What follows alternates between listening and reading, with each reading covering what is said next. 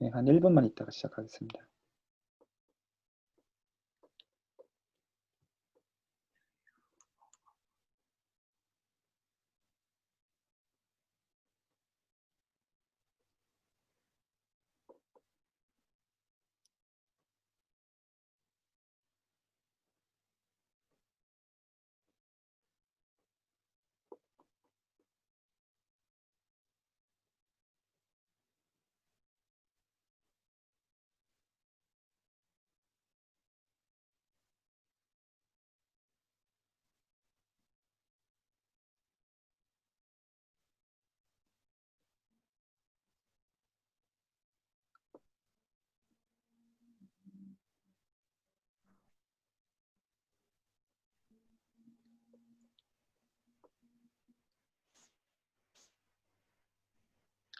네, 일단은 시작을 하도록 할게요. 일단 참석해 주신 분들께 감사드리고요. 그 강연하시는 분께서 그 대중 강연 성격으로 이제 준비해 주신 거지만 어디까지나 여기 들어오신 청중분들께 이제 말씀을 드리는 거기 때문에 혹시 이제 들어오신 분들 중에서 이제 강연자께 이제 본인 소개를 좀 간략하게 좀 드리고 싶은 분들께 이제 본인 소개를 할 수 있는 기회를 좀 드리고 싶거든요. 그러면 이제 아무래도 이제 강연하시는 분 입장에서 이제 그분한테 맞춰서 설명하시기가 용이하실 거기 때문에, 그래서 혹시 이제 자원하시는 분 있으시면 이제 마이크로 이제 본인에 대해서 간략하게 소개해 주시면 감사하겠습니다.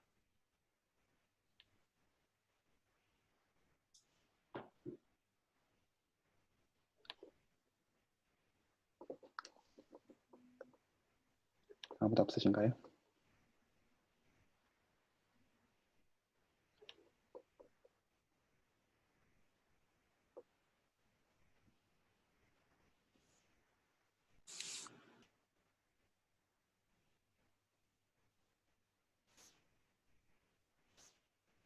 네, 없으시면 바로 그냥 시작하도록 할게요. 그러면 좋은 강연 잘 듣겠습니다.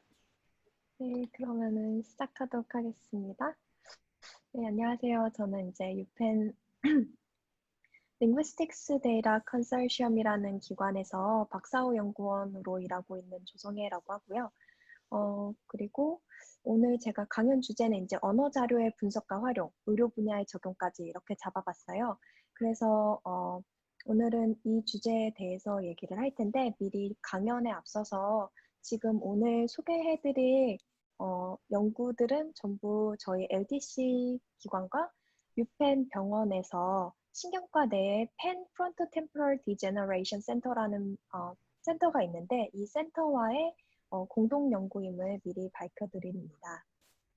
그러면은 간단하게 제가 오늘 시작할 때 건희님께도 말씀을 드렸지만 사실 조금 이 채널의 성격과 안 맞는 것 같아서 좀 많이 망설였었거든요. 근데 이런 연구를 하는 사람도 있구나, 뭐 이렇게 생각하시고 가볍게 들어주시면 될 것 같아요.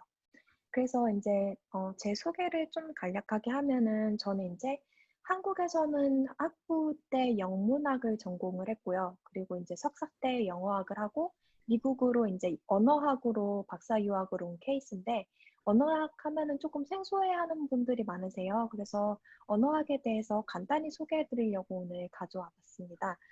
이제 첫날 이제 언어학개론 딱 첫날 첫 시간 들어가면은 이 정의에 대해서 배우는데 언어를 과학적으로 연구하는 학문이라고 배우거든요.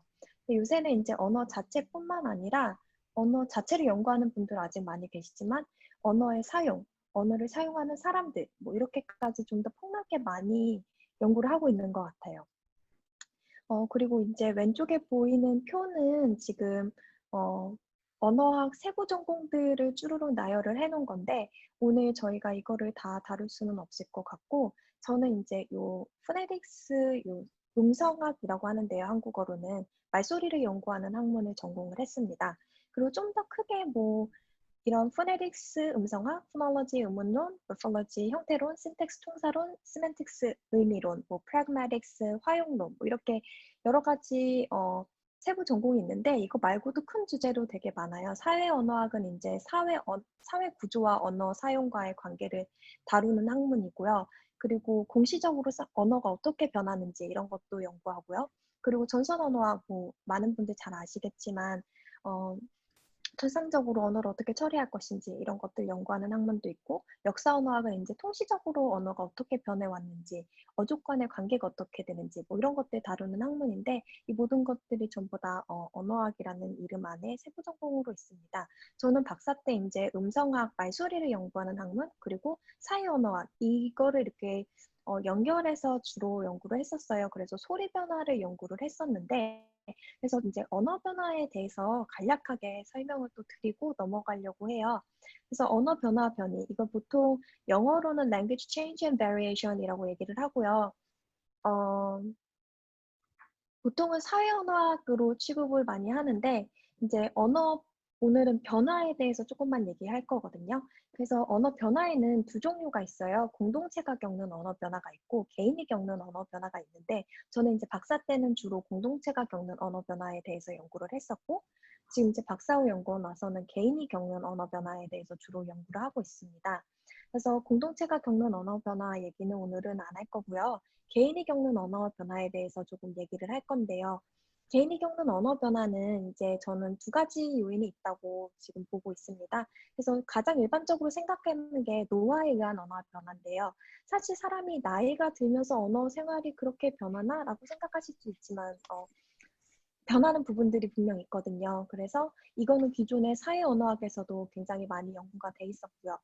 그리고 이제 그 두 번째가 이제 질병에 의한 언어 변화예요. 모든 질병이 언어 사용에 영향을 주는 건 아니지만 어떤 질병들은 언어 사용에 영향을 주기도 하거든요. 그런 예가 이제 치매, 뭐 실어증, 조현병 같은 정신병도 이제 언어 사용에 굉장히 영향을 많이 주고요. 자폐증, 그리고 파킨슨병이나 루게릭병 같은 운동장애를 일으키는 질병들도 언어 생활에 영향을 많이 줍니다. 왜냐하면 이렇게 운동장애가 일어나면은 근육을 못 움직이게 되는 병들인데 이 병들은 좋은 기관을 움직일 수가 없어요. 저희가 말을 하려면은 턱이랑 혀랑 입술 같은 걸 움직여서 발화를 해야 되는데 이제 운동장애가 오면 이쪽 좋은 기관을 자유롭게 움직일 수가 없어서 언어 생활에 지장이 있고요. 그리고 파킨슨병이나 루게릭 같은 경우에는 치매가 같이 오는 경우가 굉장히 흔하거든요. 그래서 치매가 같이 오면은 좋은 기관을 못 움직이는 거에 더해서 인지 기능에도 장애가 생기기 때문에 언어 생활에 굉장히 많은 지장을 줍니다. 그래서 이 질병에 의한 언어 변화는 기존에는 언어 병리학 쪽에 많이 치우친 연구 주제였는데 요새는 좀 학제간 연구도 활발해지고 해서 언어학 쪽에서도 많이 연구를 하고 있는 것 같아요.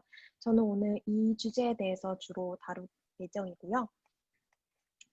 그럼 이제 저희가 언어학이 언어를 연구하는 학문이라고 했는데, 그러면 이제 자료가 필요하겠죠. 그래서 제가 이렇게 뭐 거창하게 제목을 달아봤지만, 언어 자료가 무엇일까 달아봤지만, 사실은 굉장히 습득하기 쉬운 자료예요. 그래서 뭐 이렇게 책에 쓰여져 있는 것도 다 언어 자료고, 검색 결과 뭐 다 언어 자료를 쓸 수 있겠죠. 친구들하고 사소하게 나누는 대화들, 뭐 전화 통화하는 것들, 전부 다 언어 자료로 이렇게 생각을 할 수가 있습니다. 저희가 보통 언어 자료라고 생각을 했을 때는 이렇게 문어나 구어를 생각을 하는데 사실은 수어도 언어 자료 종류의 하나고요. 그리고 보통 일어나서 자기 전까지 끊임없이 언어를 사용하기 때문에 비교적 쉽게 얻을 수 있다는 것이 장점입니다. 근데 이렇게 그냥 제가 지금 말하는 것도 언어 자료로 사용이 될 수가 있는데요. 보통 이렇게 말하는 거를 녹음하는 것만으로는 충분하지 않아요. 유용하게 쓰려면은 언어 자료는 유용하게 쓰려면은 많은 가공을 거쳐야 합니다. 그거는 조금 이따 얘기를 나눌 거고요. 그리고 오늘은 이제 이 많은 언어 자료 종류 중에 딱 하나의 언어 자료 종류만 얘기를 하려고 해요. 그게 뭐냐면은 그림을 묘사하는 자료인데요. 쿠키세프트 픽처라고 하는 이 그림이 굉장히 유명한 그림이거든요. 왜냐면은 이게 보스턴 다이그노스틱 어페이지아 exam이라고 실어증을 진단하는 배터리에 들어있는 그림이에요. 제가 지금 여기 BDA라고 짤막하게 적어놨는데 그리고 그래서 이제 이 그림을 신경과에서 굉장히 많이 쓰거든요. 환자들에게 이 그림을 보여주고 한 1, 2분 동안 그림에 대해서 최대한 자세하게 묘사하게 하는 그 대화를 저희가 녹음한 자료가 있어요. 2000년도 초반부터 지금 2020년도까지 코로나 때문에 올해는 많이 녹음을 못했는데 올해 초반까지 쭉 계속 정기적으로 저희 펜 FTDC 센터에서 FTD 센터에서 계속 녹음을 해서 저희가 이 자료가 꽤 많이 쌓였거든요. 그래서 오늘은 이 자료에 대해서만 얘기를 하려고 합니다. 지금 이 그림을 보시면은 여기 엄마처럼 보이는 사람이 그릇을 닦고 있고요. 근데 아마 딴 생각을 하고 있는지 지금 싱크에 물이 엄청 넘치고 바닥까지 내려와 있는데 이거를 눈치채지 못하고 그릇만 닦고 있어요. 그리고 이제 옆에 그릇이 몇 개 더 있고요. 바깥에 이제 큰 창이 있고 창문이 보이고 뭐 나무랑 풀 이렇게 오솔길 같은 게 보이고요. 그 옆에 이제 아들이랑 딸처럼 보이는 아이들이 있는데 이 아이들이 지금 주방 상부장 캐비넷에 있는 쿠키를 훔쳐 먹으려고 지금 하고 있어요. 그래서 그림 제목이 쿠키 세프트 픽처고요. 애가 지금 남자애가 여기 의자, 이 등받이가 없는 의자를 영어로는 스텝 스툴, 그냥 스툴 뭐 이렇게 얘기를 하죠. 이 의자에 올라와서 쿠키를 훔치려고 하고 있는데 이 의자가 조만간 넘어질 것 같죠. 그리고 여자애는 옆에서 웃고 있는지 뭐 손가락을 입술에 대고 있는지 아무튼 쿠키를 달라고 요청을 하고 있고요. 그래서 이 그림을 자세하게 묘사한 대화 자료를 저희가 오늘 중점적으로 볼 계획입니다. 보통 한 1분에서 2분 좀 안 되게 환자들이 이 그림을 묘사를 해요. 그래서 지금 저는 예시로 음성 파일을 하나 갖고 왔는데요. 이거는 환자들이 발화한 자료는 아니고 20대 젊은 남성 영어 모국어 환자가 발화한 대자입니다. 자료입니다. 그리고 전사 자료는 밑에 이렇게 나와 있으니까 같이 읽으시면서 들으시면 되거든요. 이걸 나중에 나이 드신 노인 환자분과 비교를 할 거기 때문에 좀 주의 깊게 들으시면 좋을 것 같아요. 일단 재산을 해보겠습니다. 잘 들으셨나요? 그래서 아무튼 오늘 저희가 이런 자료를 계속 듣게 될 텐데 지금 아까 제가 한국어로 말했던 거 그대로 비슷하게 영어로 말을 하고 있죠. 근데 지금 보시면은 전사 자료를 보시면은 굉장히 꼼꼼하게 전사를 했다는 걸 아실 수 있으세요? 예를 들면 이런 것들 전부 다 꼼꼼하게 자료를 전사를 해야 나중에 유용하게 쓸 수 있는 자료고요. 이런 이랑 어를 filler word라 그래요. 혹은 필러라고 하는데 왜냐면은 이 하는 부분은 생각하고 있는 부분이잖아요. 그래서 사실상은 이 부분은 의미 있는 스피치가 나오지 않기 때문에 포즈 기간인데 잠시 쉬고 있는 기간인데 그 쉬고 있는 기간을 이 단어가 채우고 있잖아요. 이러면서 그래서 필러라고 하거든요. 혹은 filler words 이렇게 얘기하는데 이게 상당히 생각보다 어, 언어 대 언어 자료를 분석할 때 중요한 지표예요. 왜냐하면 환자들은 이거를 굉장히 많이 말하거든요. 왜냐면은 바로바로 단어가 생각이 안 난다거나 뭐를 묘사해야 될지 모르겠어서 계속 이렇게 말을 많이 하시기 때문에 이런 단어들도 꼼꼼히 전사를 해야 나중에 유용하게 사용할 수 있고요. 그리고 이렇게 cookie jar 이렇게 말 더듬는 그런 단어들도 이런 걸 partial word라고 하거든요. 이제 단어를 완전히 끝까지 다 말하지 않고 앞에 부분만 조금 말한 거를 partial word라고 하는데 이런 것도 전부 다 전사를 해야 나중에 유용하게 쓸 수 있습니다. 그래서 저희 데이터는 이거를 전부 다 기본적으로는 녹음을 하고 나면 무조건 이제 전사를 해서 이렇게 녹음 파일과 전사 자료 이거 두 개가 한 세트로 가게 되어 있고요, 기본적으로. 그리고 어, 앞쪽이랑 이제 여기 앞쪽에 보시면 숫자가 두 개 있어요. 이 숫자는 오디오 파일에서 시간이 어떻게 되는지를 나타내는 숫자거든요. 그래서 처음 이제 0.87초부터 6.85초까지 이 사람이 이 문장을 말했다라는 표시입니다. 지금 쭉 보면은 이 녹음 자료는 0.87초에 시작해서 51.147초에 끝나죠. 거의 한 1분 정도 말을 했다고 보시면 되고요. 이 시간 정보는 지금 완전히 정확한 막 프레임당으로 정확한 정보는 아니에요. 근데 나중에 유용하게 쓰이기 때문에 저희가 이것까지 전부 다 전사를 해 놓습니다. 그래서 그냥 아까 언어 자료는 유용하게 쓰려면은 많은 가공을 거쳐야 된다고 말씀을 드렸는데 최소한 이 정도는 해야 정말 유용하게 쓰일 수 있는 자료라고 할 수 있습니다. 그래서 그래서 이제 저희가 전사 자료가 있으니까 이 대화를 이제 발화를 분석을 할 수가 있는데요. 예를 들어서 저희가 이 발화에서 나오는 어미랑 어의 숫자를 계산을 하고 싶다고 가정을 해 볼게요. 그러면은 인제 뭐 가장 쉬운 방법은 그냥 세는 거죠. 여기 하나, 두 개, 세 개 뭐 이런 식으로 계속 세는 거 일일이 숫자로 셀 수가 있는데요. 지금 여기에는 14개가 있어요. 제가 미리 세 봤습니다. 근데 이렇게 분석하려는 자료가 하나만 있으면은 손으로 일일이 셀 수가 있는데 이게 막 100개, 1000개 이렇게 뭐 가면은 하나씩 일일이 세는 게 굉장히 번거롭겠죠. 기존의 신경과에서 하는 이런 언어 분석 연구들을 보면은 실제로 전부 다 손으로 일일이 세서 하셨어요. 세서 하셨는데 인제 저희는 자동 분석 파이프라인을 두 개를 운영을 하고 있어서 하나는 인제 어휘 분석하는 파이프라인이고 하나는 음성 신호를 인제 분석하는 파이프라인 이렇게 두 개를 저희는 어 돌리고 있습니다. 그래서 저희 파이프라인을 좀 소개를 해 드리는 게 좋을 것 같아요. 그래서 저희 인제 음성 아니 어휘 분석은 인제 기본적으로 자동 품사 태깅을 하는 거를 제일 바탕으로 깔고 가고 있는데요. 자동 품사 태깅을 할 때 저희는 인제 스페이시라는 NLP 파이썬에서 인제 자연어 처리 라이브러리가 있는데 그것을 이용해서 자동으로 품사를 태깅을 합니다. 그래서 지금 왼쪽에 보이는 데이터가 인제 아웃풋 파일이고요. 보시면은 한 줄에 단어 하나씩 이렇게 토크나이즈 돼서 나오죠. 그리고 인제 이 옆에 보이는 거는 렘마라고 이 단어의 원형이고요. 그다음에 인제 보이는 두 개가 품사 태깅인데 이게 앞에 나오는 게 좀 제너럴한 품사고 뒤에 나오는 게 좀 더 자세히 세세하게 나온 품사 시스템이에요. 그래서 두 개가 이렇게 같이 있고요. 마지막으로 문장에서 이 단어가 어떤 역할을 하는지까지 인제 다 자동으로 저희는 이렇게 프로그램을 돌려서 해 놓습니다.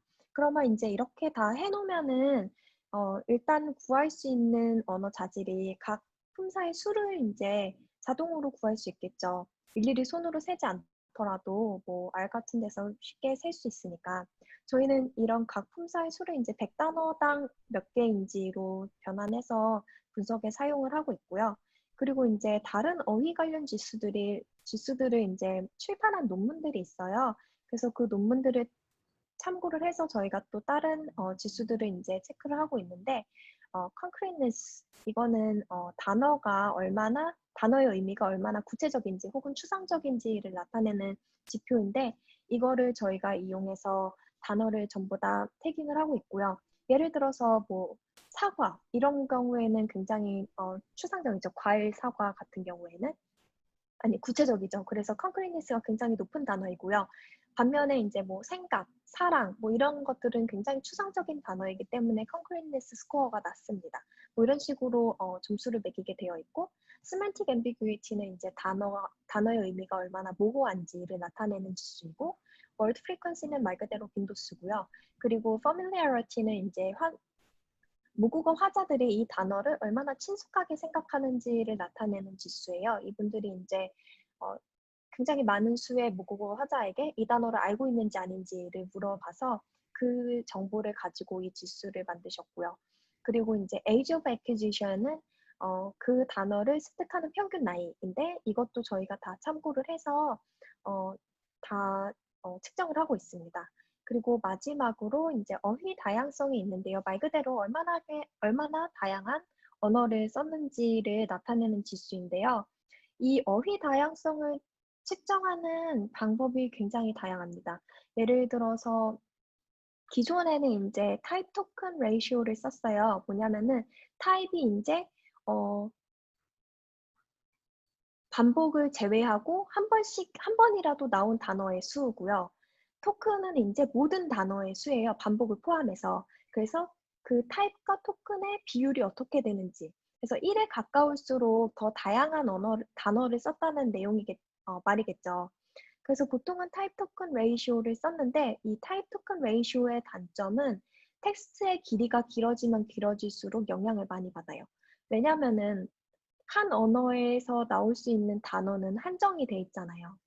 그렇기 때문에 텍스트가 길어지면 길어질수록 이 타입 토큰 레이시오가 증가하는 비율이 떨어지거든요.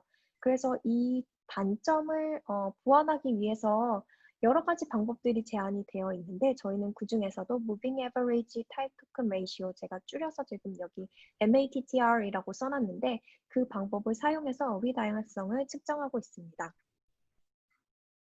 여기까지 괜찮으신가요? 네, 괜찮습니다. 아, 네, 감사합니다. 그러면은 다음번에는 이제 저희 자동으로 음성 신호를 어떻게 구분하는 분석하는지를 좀 소개를 해드릴 건데요. 저희는 이제 스피치 액티비티 디텍터라는 프로그램을 사용을 합니다. 이 알고리즘은 기본 자동 음성 인식 시스템에 다 들어가는 알고리즘이라서 아마 파이썬 라이브러리도 있겠고 오픈소스 프로그램도 있을 것 같은데 저희는 일단 저희 LDC에서 자체적으로 훈련시킨 프로그램을 돌리고 있고요. 이 프로그램이 뭐냐면은 이제 말하는 구간을 이렇게 그 사운드 파일 하나를 말하는 구간과 말하지 않는 구간으로 자동으로 나눠서 이렇게 분석을 해주는 프로그램이에요. 지금 보시면은 아웃풋 파일을 보실 수가 있는데 지금 이렇게 시그널이 아무것도 없는 부분은 말하지 않는 부분이죠. 그래서 non-speech라고 표시가 돼 있고요. 그리고 이렇게 웨이브 파일이 막 있는 부분은 화자가 말하고 있는 부분인데 이 부분은 스피치로 이제 태깅을 해주고 그 다음에 이제 non-speech, speech, 뭐 non-speech, speech 이런 식으로 계속 되게 간단하게 신호가 있는 부분과 없는 부분을 이렇게 딱딱딱 시간 정보를 알려주는 프로그램이에요. 그래서 이 프로그램을 돌리면 지금 저희가 구할 수 있는 게 꽤 여러 가지가 되는데요. 예를 들어서 일단 말하는 구간의 평균 시간을 구할 수가 있고요. 그래서 한번 이제 숨을 들이마시고 계속 쭉 얘기를 하는데 이걸 얼마나 길게 얘기를 하는가. 이 기간을, 평균 시간을 구할 수가 있고요. 환자들의 경우에는 당연히 이 시간이 조금 짧습니다. 그리고 이제 이 쉬는 기간, 포즈, 영어로는 포즈라고 하는데 그냥 한국어로도 포즈라고 할게요. 포즈의 평균 시간이 얼마나 되는지를 저희가 또 구할 수가 있고요. 스피치 부분만 다 합쳐서 총 말하는 시간은 얼마나 됐는지를 구할 수 있고 그리고 총 쉬는 시간은 얼마였는지, 총 포즈 시간이 얼마였는지를 구할 수도 있고 그거 다 합쳐서 얼마였는지를 구할 수도 있고 그리고 뭐 스피치랑 넌 스피치 사이의 레이쇼가 얼마나 되는지 그러니까 한 녹음을 뭐 1분을 했는데 뭐 30초밖에 말을 안 하는 경우도 있고 진짜 1분 동안 녹음했는데 한마디 하시는 환자분도 계시거든요. 그래서 그런 비율 같은 것도 구할 수가 있고요. 또 이제 1분당 이 포즈가 몇 번이나 나왔는지 이런 것도 구할 수가 있고 또 말하는 구간에서 목소리의 높낮이가 어땠는지 이 음의 높낮이는 영어로는 피치라고 하는데 그게 어땠는지 이런 것도 다 구할 수가 있어요. 이 방법의 장점은 전사 자료에 의존하지 않고 분석할 수 있다는 장점이 있고요. 그리고 언어에 상대적으로 구애를 덜 받는다는 장점이 있습니다. 다른 언어에 적용이 쉽게 될 수 있는 방법이고요. 이제 저희 자동 파이프라인을 다 설명을 해드렸으니까 이 파이프라인들을 이용한 연구를 좀 이제 소개해 드릴까 해요. 그래서 일단 제가 처음으로 준비한 연구는 건강한 노화에서 보이는 언어 변화. 일단 건강한 노화에서 어떤 언어 변화가 보이는지 알아야 나중에 치매 환자분들에게서 보이는 언어 특징이 이게 과연 노화로 인한 것인지 아니면은 질환으로 인한 것인지를 구분을 할 수가 있겠죠. 그래서 건강한 노화에서 보이는 언어 변화부터 보도록 하겠습니다. 지금 이게 저희 어, 참여자들 정보고요. 그리고 참고로 이 연구는 조만간 Journal of Speech, Language and Hearing Research라는 저널에 게재가 될 예정입니다. 그래서 저희 환자군을 이제 나이에 따라서 올더 그룹이랑 영 그룹으로 나눴어요. 올더 그룹은 지금 평균 연령이 68세고요. 영 그룹은 20세입니다. 영 그룹 지금 이 가로에 쓰여 있는 게 표준 편차인데요. 표준 편차가 영 그룹은 0.9밖에 안 되는 게 저희가 뉴펜 학부생들을 대상으로 이 데이터를 녹음을 했기 때문에 학부생들은 나이가 다 비슷해서 표준 편차가 얼마 되지 않고요. 그냥 이제 올더 그룹과 영 그룹의 나이 차이가 굉장히 많다라는 것만 좀 참고하시면 될 것 같고, 성별 비율은 비슷하고요. 교육 수준이 약간 좀 차이가 나는데, 왜냐면은 저희 학부생들이라서 아직 학부를 졸업을 안 해서 상대적으로 저희 올더 그룹은 다들 대충 학부 졸업한 분들, 뭐 대학원을 가신 분들도 있고, 그래서 조금 차이가 났어요. 근데 이제 저희가 논문에서는 참여자들의 나이를 고려했을 때 에듀케이션 교육 수준이 참여자들 나이에 비해서 최고치를 찍고 있다. 뭐 이런 식으로 저희가 표현을 해서 이 부분은 넘어갔습니다. 그래서 제가 이제 또 다른 샘플을 하나 준비를 했는데, 아까 20대 젊은 화자를 들으셨는데 그게 이 영그룹에서 한 명 들으신 거거든요. 그래서 이번에는 올더 그룹에서 한 명 제가 뽑아왔는데, 그러면은 제가 일단 아까 그 파일이랑 어떤 점이 다른지 좀 생각하시면서 들으면 좋을 것 같아요. 그래서 제가 일단 파일을 재생을 해보겠습니다. 네, 그래서 지금 다 들으셨는데요. 어떻게 차이가 좀 느껴지시나요? 잘 모르시겠나요? 저희 결과를 한번 볼까요? 분석 결과를. 어, 아까 보시면 이 부분에서 굉장히 포즈가 길었는데 혹시 눈치채셨나 모르겠어요. 일단은 저희가 음, 어휘 분석 결과부터 좀 알려드릴 계획인데, 어, 이 A열 보시면은 올더 그룹이 영 그룹보다 더 많이 발한 품사들이 이렇게 나와 있거든요. A열에는. 이 지금 Y축은 이 100단어당 이 품사의 개수입니다. 그래서 보시면 올더 그룹이 지금 필러월드 더 많이 사용을 했고요. 그리고 대명사도 더 많이 사용했고 동사도 더 많이 사용했어요. 젊은 그룹에 비해서. 그 반면에 B열을 보시면은 이제 젊은 그룹이 나이 든 그룹에 비해 더 많이 쓴 품사들을 제가 나열을 했는데요. conjunction 접속사죠. 접속사 더 많이 발화를 했고요. determiner 관사인데 관사도 더 많이 발화하고, 명사, 그리고 전치사 같은 것들은 젊은 그룹이 더 유의미하게 많이 발화한 것을 저희가 확인할 수 있었습니다. 그리고 C열은 이제 올더 그룹이랑 영 그룹이 그룹 차이가 없었던 품사들인데요. 이 형용사, 부사 이런 것들은 수식어잖아요. 보통 보면은 인지 기능에 장애가 없는 분들은 형용사나 부사에서는 크게 차이가 나지 않더라고요. 그래서 유의미한 차이가 없었고요. 그리고 아까 말씀드렸던 그 다른 어휘 지수들도 저희가 분석을 해봤는데, 나운이랑 명사랑 동사를 따로 해서 구분을 해봤습니다. 그래서 지금 안 보이는 concreteness랑 age of acquisition은 지금 두 그룹당 차이가 없었기 때문에 제가 그 그래프에 넣지 않았고요. 지금 단어의 친숙도를 보시면은 올더 그룹이 좀 더 친숙한 친숙한 명사, 동사를 사용을 했습니다. 명사의 빈도수를 보시면 빈도수 이거는 차이가 유의미하게 없었는데요. 동사는 이제 올더 그룹이 더 더 빈번한 동사를 사용을 했고요. 그리고 ambiguity 보면은 영 그룹이 명사하고 동사 더 의미가 모호한 단어들을 사용을 한 것을 확인할 수 있었습니다. 그리고 이제 저희가 자동 품사 태깅한 그 정보를 바탕으로 다른 지수들도 저희가 계산을 해봤는데요. 이게 A 보시면 number of inflected verbs인데, 사실 그 시제가 있는 동사만 저희가 센 것이거든요. 이거 Y축은 100단어당 이 품사의 수고요. 보시면은 오더 그룹이 더 많이 시제가 있는 동사를 더 많이 썼고요. B번에 보시면은 이제 어휘 다양성인데, 보면은 영 그룹이 어휘 다양성이 좀 더 높아요. 즉, 좀 더 다양한 어휘를 썼다는 것을 확인할 수 있었고요. C 보시면은 mean length of clause라고 평균 절의 길이에요. 단어 몇 개인지, 절당 단어가 몇 개인지를 저희가 계산을 한 건데, 영 그룹이 좀 더 긴 절을 발화를 했고요. 긴 문장을 발화를 했고요. 그리고 총 단어의 수를 보면은 대신에 반면에 올더 그룹이 총 단어는 훨씬 더 많이 발화를 했다는 것을 확인을 할 수가 있습니다.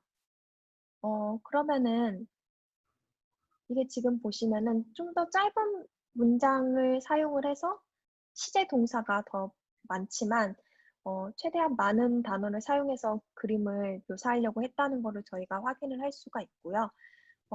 음성 신호 분석을 보시면 지금 평균 포즈의 길이인데 이거 Y축은 지금 초고요. 올드 그룹이 영 그룹에 비해서 평균 포즈의 길이가 더 길죠. 그리고 영 그룹은 평균 말하는 구간의 길이가 더 길고요. 역시 Y축은 초입니다.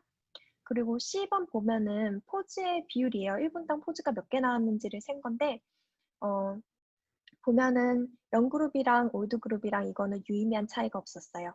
대신에 토탈 스피치, 그러니까 말하는 구간이 총 얼마나 됐는지를 보면은 이거 Y축은 역시 초인데 올드 그룹이 영 그룹에 비해서 훨씬 길게 발화했다는 것을 확인할 수가 있습니다. 그래서 음성 분석과 어휘 분석을 같이 보면요. 지금 토탈 스피치 기간이 올드 그룹이 더 길잖아요. 그거랑 같이 가는 게 이 총 단어의 수도 올더 그룹이 더 길어요. 더 많아요.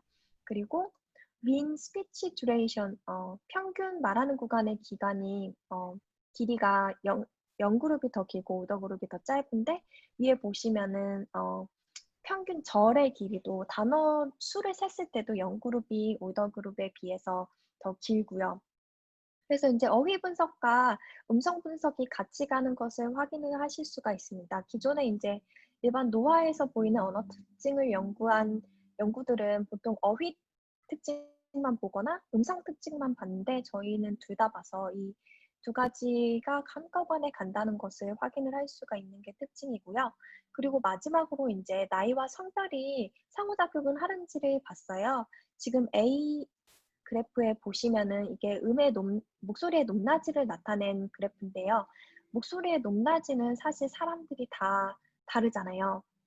어, 여성 화자 중에서도 높은 사람이 있고 낮은 사람이 있고, 뭐 남성 화자 중에서도 높은 사람이 있고 낮은 사람이 있고. 그래서 이렇게 성별이나 나이로 목소리의 높낮이를 비교를 하려면 일단 기준점을 맞춰서 정교화를 시켜줘야 돼요. 그래서 저희는 이제 한 화자가 발화한 목소리 피치 값을 모두 모아서 100분위로 나눠서 10번째 100분위를 기준으로 정교화를 시켰습니다. 그래서 10번째 퍼센타일이 0이고요. 그 나머지는 이제 세미톤으로 구분이 되는데 90번째까지 저희가 쭉 이렇게 그래프로 표시한 것인데 보통 0 그룹은 보시면은 그 성별 간의 목소리가 차이가 목소리 높낮이가 차이가 많이 나죠. 대신에 올드 그룹 보시면은 성별 차이가 확 줄어드는 거를 확인하실 수가 있는데요. 이거는 기존의 선행 연구에서도 많이 발견된 사실인데 여성 화자들은 나이가 들수록 목소리가 낮아지고요. 남성 화자들은 반면에 목소리가 좀 높아져서 성별 차이가 줄어든다는 게 저희 연구에서도 확인이 됐었고 선행 연구에서도 많이 나온 얘기입니다. 그리고 저희가 또 확인한 것이 필러월드 100단어당 필러월드의 개수 그리고 총 단어의 개수를 이제 성별과 나이에 맞춰서 알아봤는데요. 이 두 가지 지수는 이제 성별은 크게 차이가 없고 나이만 상관이 있었어요. 그래서 올더 그룹이 영 그룹에 비해서 필러월드 더 많이 썼고 올더 그룹이 영 그룹에 비해서 더 많은 단어를 사용을 했지만 성별은 그다지 관계가 없었습니다. 일단 이제 저희 일반 노화에서 보이는 언어 특징 결과도 요약을 할게요. 그래서 일반 건강한 노화를 거치신 노인분들은 대명사를 더 많이 쓰시고요. 동사, 필러월드 더 많이 쓰시고 그리고 더 친숙한 명사와 동사를 쓰시고 더 빈번한 동사를 쓰시고요. 그리고 절이 좀 더 짧았고 어휘 다양성이 낮았습니다. 대신에 총 단어 수는 높았고요. 그리고 이것도 같이 가는 건데 포즈 길이는 더 길고 말하는 구간의 길이가 짧았지만 총 말하는 시간은 길었고요. 그리고 피치 그 목소리의 높낮이의 차이점이 성별에 의한 목소리 높낮이 차이점이 나이가 들수록 줄어든다는 것을 확인할 수가 있었습니다. 그래서 일반 노인분들은 지금 이분들은 치매가 걸리지 않은 건강한 노인분들이시잖아요. 그래서 짧은 문장을 사용을 하긴 하지만 최대한 많은 단어를 이용해서 더 길게 발화를 함으로써 그림에 있는 모든 이벤트들을 다 묘사를 하려는 경향이 있다라고 이렇게 저희는 결론을 내렸고요. 이제 일반 노화에서 보이는 언어 특징을 저희가 다 봤으니까 치매 환자에서 보이는 언어 특징을 저희가 또 볼 수 있을 것 같아요. 그래서 이거를 시작하기 전에 저희가 치매에 대해서 간단하게 제가 간략하게만 소개를 해드리고 넘어가겠습니다. 그래서 일반적으로 치매를 생각하면은 알츠하이머 병을 보통은 생각을 하시는데요. 치매가 종류도 굉장히 다양하고 증상도 굉장히 다양합니다. 그래서 네, 누가 말씀을 하셨나요? 아닌가? 어, 그래서 이제 저희가 특히 얼리 온셋 디멘시아, 즉 65세 이하에서 발병하는 치매를 보면요. AD가 알츠하이머스 디지즈인데 AD가 25%밖에 안 되고요. FTD가 프론트 템포럴 디멘시아라고 전두축두엽 치매예요. 이게 16%, 헌팅턴스 19%, 베스큘러 16%, 파킨소니안 11%, 파킨슨 병은 종류가 굉장히 다양한데 치매가 오는 증상이 흔해서 여기 넣어져 있고요. 알코올성 치매가 6%, 그리고 아더스 7% 해서 종류가 굉장히 사실은 다양합니다. 증상도 다 다르고요. 근데 반면에 레이돈세 디멘시아 같은 경우에는 이제 65세 이상의 치매 환자들을 보면은 반절 이상이 알츠하이머 병이에요. 그래서 60%로 여기는 나와 있는데 뭐 80%까지 보시는 분들도 계시고요. 나머지가 이제 베스큘러, FTD, 루이바디는 파킨슨하고 연결이 돼 있는 질병이죠. 그리고 others 이렇게 해서 치매 65세 이상으로 가면은 알츠하이머 병이 많아진다는 거를 저희가 확인할 수 있고요. 그리고 이 알츠하이머 병이 65세 이상에서 많기 때문에 보통은 치매라고 생각하면 알츠하이머를 먼저 떠올리시는 것 같아요. 근데 오늘은 저희는 알츠하이머 얘기를 할 건 아니고 전두축두엽 치매 얘기를 할 거예요. 왜냐하면 초록에서도 보셨겠지만 이 신경퇴행성 장애 중에 언어를 담당하는 뇌 부분의 신경세포가 손상이 되면은 언어 사용이 어떻게 변화할까? 이게 제 초록에 나와 있었는데 그 치매가 바로 전두축두엽 치매거든요. 영어로는 Frontal Temporal Dementia라고 하고 저는 짧게 이제 FTD라고 얘기를 할게요. 그래서 전두축두엽 치매는 아마 들어보신 적이 없으실 거예요. 이게 뭐냐면 TDP 혹은 타우 단백질 변이 등으로 인해서 전두엽, 이 이마 쪽에 있는 뇌 부분이죠. 그리고 축두엽은 여기 관자놀이 쪽에 있는 뇌 부분인데 그쪽 신경세포가 손상이 되면서 나타나는 치매예요. 근데 이게 전두엽이랑 축두엽이 범위가 너무 다양하다 보니까 증상이 굉장히 다양하게 나타나요. 그래서 저희가 서카테고리가 굉장히 여러 개가 있는데 그 중에 하나가 Behavior Variant FTD라고 짧게는 그냥 저는 BVFTD라고 부르는데 이분들은 증상이 성격이나 행동의 변화가 있어요. 그래서 만약에 예를 들어 예전에는 굉장히 온화하셨던 분인데 갑자기 어느 날부터 쉽게 짜증을 내시고 화를 내시고 이렇게 성격이 막 변하거든요. 아니면은 평소에 되게 열정적이고 부지런한 분이셨는데 어느 날부터 하던 것을 안 하고 굉장히 만사에 무관심해지고 무기력해지고 이런 것들을 겪는데요. 알츠하이머랑 다른 점이 처음에는 인지 기능은 비교적 손상되지 않고 유지가 되는 상황이거든요. 그래서 성격만 변하기 때문에 이거를 치매라고 인식을 못하고 넘어가시는 분들이 굉장히 많아요. 제가 MRI로 뇌 사진을 좀 가져와 봤는데요. 지금 이거는 건강한 사람들의 뇌입니다. 지금 이렇게 옆면으로 보고 있는 거고요. 요쪽이 이마라서 요쪽이 전두엽이고 여기가 측두엽인데 지금 뇌가 두개골에 맞게 꽉 차 있죠. 손상된 부분이 없는 모습인데 지금 Behavior Variant FTD 환자들 같은 경우에는 보시면은 앞에 전두엽이 굉장히 많이 손상되어 있는 거를 보실 수가 있으세요. 많이 좀 손상이 돼서 여기가 널널하죠. 이게 전두엽이 이제 사고, 감정, 뭐 이런 부분을 감당하는 건데 이 부분이 손상이 돼서 성격이나 행동의 변화를 많이 거치게 되고요.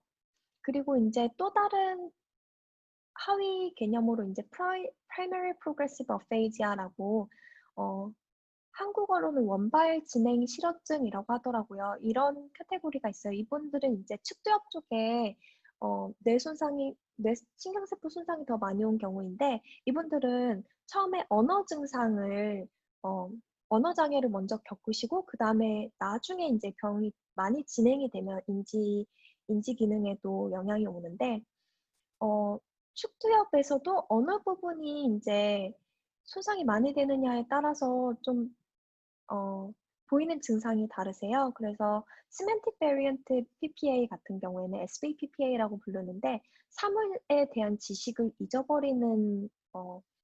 잊어버리는 분들이 굉장히 많으시거든요. 그래서 예를 들어서 의사가 켄타게를 보여줬는데 켄타게의 이름도 생각이 안 나고 이게 도대체 뭐 하는 물건인지도 전혀 모르시는 경우가 굉장히 많아요. 구체적인 사물을 보고서는 이름도 말을 못 하시고 이게 뭐였는지도 어떻게 쓰는 건지도 구분을 못 하시고요.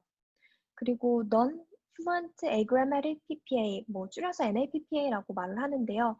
이분들은 인제 말 그대로 말을 유창하게 못 하시는 분들이에요. Non-Fluent잖아요. 그래서 말을 할 때 굉장히 힘겹게 말을 하시고 문법적 오류도 되게 많으시고요. 말을 힘겹게 하시기 때문에 완벽한 문장을 발화를 못 하시고 단답형으로 대답을 하세요. 그리고 로고페닉 베리언트 같은 경우에는 LVPPA라고 하는데 필러워드 굉장히 많이 쓰고요. 이분들은 나중에는 결국에는 알츠하이머 디지즈로 많이 진행이 됩니다. 이렇게 저희가 FTD의 섭 캐테고리들을 쭉 봤는데요. 제가 뇌 사진을 준비를 했는데 이번에 MRI가 아니고 진짜 환자들 뇌를 나중에 죽고 나서 부검을 한 사진을 갖고 왔는데요. 혹시 이런 거 못 보시는 분들은 잠깐 눈을 감고 계시면 될 것 같고요.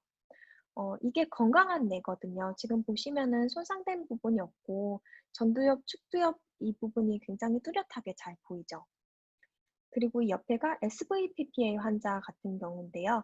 SVPPA 환자들 경우에는 이 측두엽이 굉장히 많이 손상이 돼 있어요. 여기가 거의 없죠. 지금 많이 위축이 된 상태고요. 그리고 NAPPA 환자들 같은 경우에는 이 부분이 많이 움푹 들어가 있죠. 이 부분은 이제 운동신경이나 언어 관련 을 담당을 하고 있는데 이 부분이 움푹 들어가 있는 것을 확인할 수가 있습니다. 그러면 인제 저희가 증상을 봤으니까 이분들이 실제로 발화를 어떻게 하시는지 보면은 더 이해가 잘 될 것 같아요. 그래서 SBPPA 환자들 같은 경우에는 아까 사물에 대한 지식을 잊어버린다고 제가 말씀을 드렸는데 그래서 단어를 말을 못 하세요. something, this thing 이러면서 계속 다 애매모호한 단어로 대치해서 말을 하시거든요. 그래서 제가 그 부분을 좀 유의해서 들으시면 좋을 것 같아요. 틀어 보겠습니다. 네, 지금 뭐 굉장히 특징이 명확하죠. 어, man이라고 했는데 사실 그 남자애를 표현한 단어거든요. 보통은 a boy라고 얘기를 하거나 son이라고 얘기를 하는데 man은 좀 더 포괄적인 의미가 있죠. 그래서 지금 boy라는 단어가 생각이 안 나서 man을 썼다는 걸 알 수 있고요. woman도 지금 아까 그 소녀를 얘기하는 건데 보통 girl이라고 표현을 하는데 woman으로 표시를 했죠. 그리고 is there with him. 여기 there, something 뭐 이런 거 굉장히 많이 나와요. 사실 이런 단어들은 의미가 뚜렷하게 있는 단어들이 아니잖아요. 그래서 내용을 보면은 사실 내용이 굉장히 좀 빈약합니다. 그에 반해서 NAPPA 환자들을 인제 들려드릴 텐데요. 이분들은 좀 말하는 게 힘겨우세요. 그래서 그냥 듣기만 해도 '아 이분이 좀 힘들구나.'라는 걸 알 수가 있거든요. 그리고 이렇게 partial word랑 이런 것들 굉장히 많이 사용하시고 일단은 제가 파일을 재생을 해 보겠습니다. 차이점이 확실히 느껴지시죠? 지금 NAPPA 환자들 같은 경우에는 말하는 것 자체가 힘들기 때문에 이 환자들은 이 picture description을 그림을 묘사하게 했을 때 가장 짧게 발화하는 그룹 중에 하나고요. 단어 수가 굉장히 낮아요. 어 나중에 인제 병이 진행이 되면 NAPPA 환자들은 아예 말을 못 하시는 경우들이 굉장히 많고요. 그리고 인제 마지막으로 BVFTD 환자를 볼 건데요. 이분들은 인제 성격의 변화를 겪는 분이신데 사실 언어 쪽은 많이 장애가 있지는 않거든요. 근데 대표적인 장애가 인제 논리적으로 얘기를 못 하세요. 논리적으로 얘기를 전개해 나가지 못한다는 점이 있고, 그리고 목소리도 되게 들으면은 어, 톤이 되게 단조롭거든요. 인토네이션이 단조로운데 제가 일단 플레이를 해보겠습니다.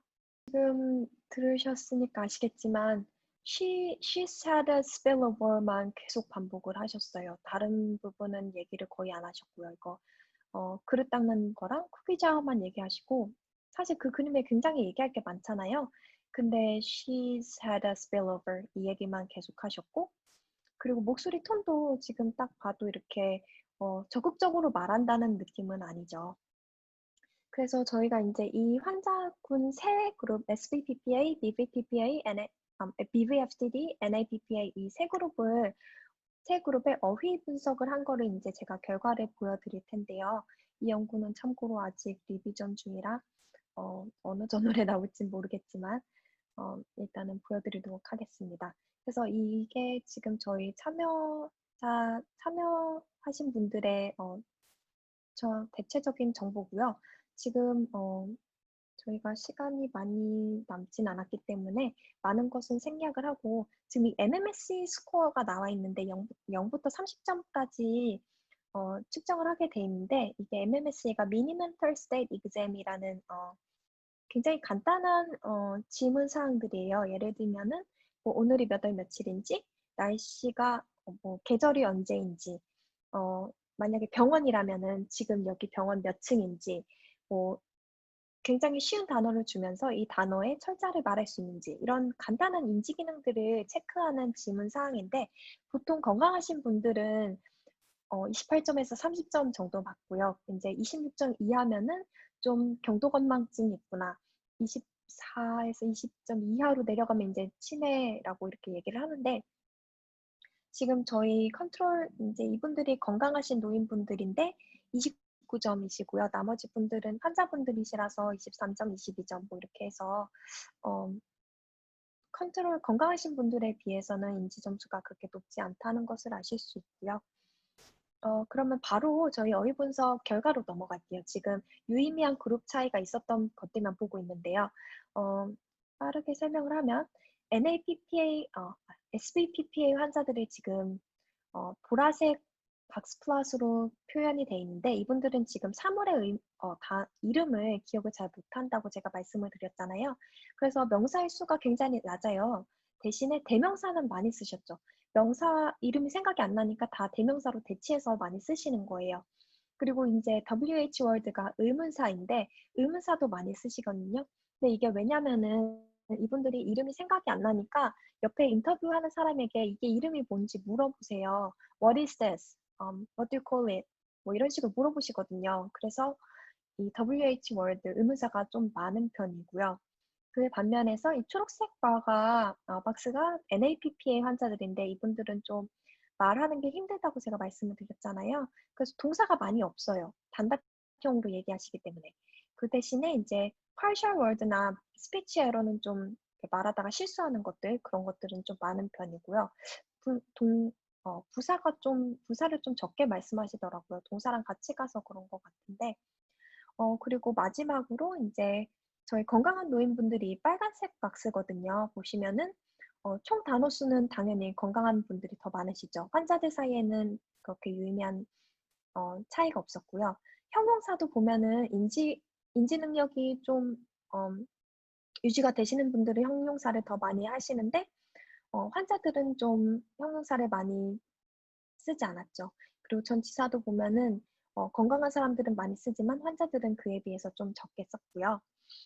그리고 이제 아까 보여드렸던 그 다른 어휘 지수들을 또 저희가 환자들별로 구분을 해봤어요. 여기는 이제 건강한 분들은 안 보이시는데, 왜냐면 저희가 이거를 점수를 건강한 분들이 0이 되게끔 점수를 치환을 해놨거든요. 그래서 여기서 0이 지금 건강한 분들의 평균이라고 보시면 돼요.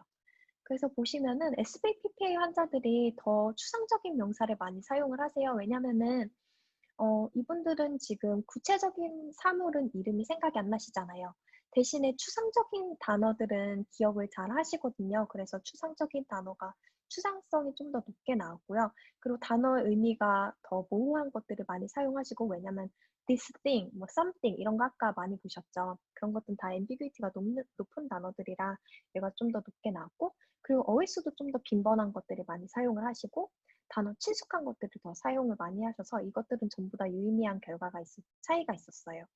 대신에 마지막으로 이제 단어 평균 학습 나이를 보면은 환자들이 전부 다 건강하신 노인분들에 비해서는 학습이 좀 더, 그러니까 습득이 좀 더 어린 나이에 되는 단어들을 많이 사용을 하시거든요. 그러니까 뭐 예를 들면 mother 할 거 대신에 mom 이렇게 발화를 하는 건데, 환자들 사이에는 유의미한 차이가 없었습니다. 이거는 저희가 지금 structural MRI를 해서 뇌 코리컬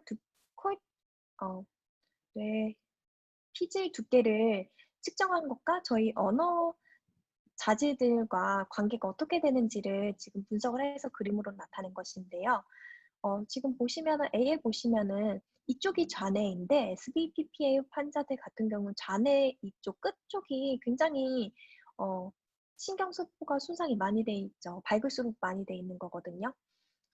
대신에 NAPPA 환자들은 이제 전두엽 쪽도 좀 많이 훼손이 돼 있고, 측두엽 쪽도 훼손이 돼 있는 것을 확인하실 수 있습니다.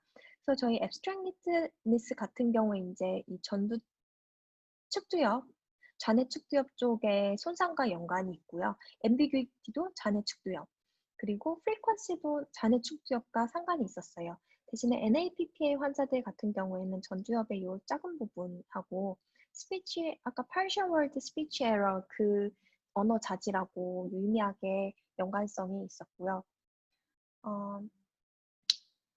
그러면 이제 저희가 이거는 제가 쓴 논문은 아니고 저희 LDC랑 FTDC랑 합작해서 쓴 연구라서 가져와 봤는데요. 아까 봤던 전두측두엽 치매 환자들의 언어 특징을 어휘 쪽만 보셨잖아요. 이 부분은 이제 음성 신호를 분석을 한 결과인데요. 지금 보시면 피치 아까 말씀드렸던 것처럼 10번째부터 90번째 퍼센타일까지 값을 쭉 보고 계신데요. 이 초록색이 NAPPA 환자들인데, NAPPA 환자들이 목소리가 좀 더 낮고요. 그리고 그 포즈 비율, 1분당 포즈가 몇 개 나와 있는지를 세면은 NAPPA 환자들이 훨씬 더 많이 중간에 셉니다. 이분들은 말하는 게 힘드시기 때문에 계속 중간에 쉬어서 포즈가 굉장히 잦으세요. 잦습니다. 그리고 총 말했던 기간, 평균 말하는 기간의 길이를 보면은 당연히 건강한 노인분들이 훨씬 더 길게 말을 하시죠. 대신에 이제 환자분들은 좀 더 짧게 말을 하고요. 지금 포즈 듀레이션은 이제 평균 포즈의 길이인데, 이거 보시면은 NAPPA 환자들이 좀 더 길게 듀레이션을 하긴 하는데, 요, 어, 요 차이는 통계적으로 유의미하지 않았어요. 지금 이 연구는 이미 출간이 된 논문이고요. 자세한 것은 여기를 참고하시면은 더 연구 결과를 보실 수 있습니다. 그래서 좀 결과를 요약을 해보자면요. SBPPA 환자들 같은 경우에는 대명사 더 많이 쓰셨고, 그리고 명사를 좀 더 적게 썼고요. 그리고 명사를 써도 명사들이 다 이제 좀 추상적이고 의미가 모호하고 굉장히 빈번한, 친숙한 명사들을 사용을 했었고요. 그리고 이제 NAPPA 환자들 같은 경우에는 스피치 에러를 많이 내시고, 그리고 말하다 이제 시수가 작고, 그리고 partial word 되게 많이 쓰셨고요. 대신에 포즈도 좀 작고, 목소리의 높낮이도 좀 낮았어요. 환자들 공통으로 보면은 이제 형용사랑 전치사가 적고, 총 사용한 단어 수도 좀 적고, 전체 단어들의 학습 평균 나이를 보면은 좀 낮고, 어휘 다양성도 낮고요. 그리고 여기 그 원발 진행성 실어증 환자들을 보시면 공통적으로 포즈 레이시 좀 높았고, 그 말하는 구간의 평균 길이가 짧았다는 것을 저희가 확인할 수 있었습니다. 그래서 이제 제가 마지막으로 언어 자질을 이용해서 치매 환자를 자동 분류 하는 것으로 연구를 소개하는 걸로 제가 마지막으로 하고 마무리를 할 것 같은데요. 어, 저희가 이제 언어 특징이 환자군별로 굉장히 뚜렷하다는 걸 알았으니까 이 언어 특징을 이용해서 환자들을 자동으로 분류할 수 있지 않을까 싶어서 시도한 연구고요. 사실 기존에도 선행 연구가 좀 있었는데 저희들은 다른 언어 자질을 써서 조금 더 애큐러시가 높았다는 게 포인트고요. 일단은 어, 연구를 소개하기 앞서서 치매를 자동으로 머신러닝으로 이렇게 스크리닝하는 게 왜 중요한지를 먼저 말씀을 드리면 좋을 것 같아요. 그래서 일단 저희가 FTD 그 전두축두엽 치매 같은 경우에는 아까 조기 발병 치매라고 제가 말씀을 드렸는데 조기 발병 치매의 경우에는 어, 65세 이하의 사람들에게서 발병하는 치매이기 때문에 사회 경제적인 비용이 굉장히 큽니다. 왜냐면은 이제 65세 이하면은 아직 은퇴 전 나이잖아요. 그래서 일을 더 해야 되는 나이고 혹은 뭐 아직 책임져야 되는 자녀가 있을 수도 있고 이런데 이분들이 이제 치매를 진단을 받으시면은 직장에서 해고될 확률도 높고 그러다 보면은 이제 가정에 수입을 주니까 사회적으로 경제적으로 이 가정을 서포트하기 위해서 들어가는 비용들이 굉장히 크고요. 또 가장 중요한 점은 치매는 모든 치매가 다 그렇지만 치매약이 아직 개발이 되지 않았어요. 그래서 일단 발병이 되면은 진행 속도를 늦추는 것밖에 답이 없거든요.